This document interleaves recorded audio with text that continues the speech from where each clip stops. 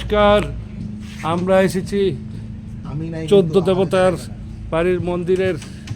দেখুন এখানে কৃষ্ণ কিশোর মাণিক্য রাজার রাজবাড়ি ছিল, এখন তো পরিবর্তিত হয়ে গেছে।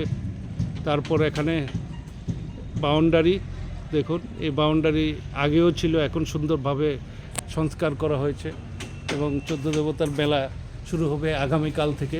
তার জন্য এখানে সুন্দর করে রং করা হয়েছে। আর দেখুন পুকুর, এই পুকুর সম্ভবত রাজ আমলের বানানো পুকুর, প্রায় 350 বছর আগে। এখানে একসময় ত্রিপুরার রাজধানী ছিল পুরানো আগরতলা। আর 14 দেবতার মন্দিরের মেলা দেখা যাচ্ছে এখান থেকে। আর 14 দেবতার মন্দিরটা অনেক দূরে, একটু আগে আমরা দর্শন করে এসেছি, দেখানো সম্ভব হবে না। এখানে বিভিন্ন স্টল হচ্ছে, এই সাইড দিয়ে মিউজিয়াম। আর কালকে থেকে শুরু হবে 14 দেবতার মেলা। সবাইকে অনুরোধ করছি আপনারা এসে ত্রিপুরার আঞ্চলিক প্রধান মেলা 14 দেবতার বাড়ির মেলা এসে আপনারা অংশগ্রহণ করুন এবং পূজা অর্চনা করুন। নমস্কার।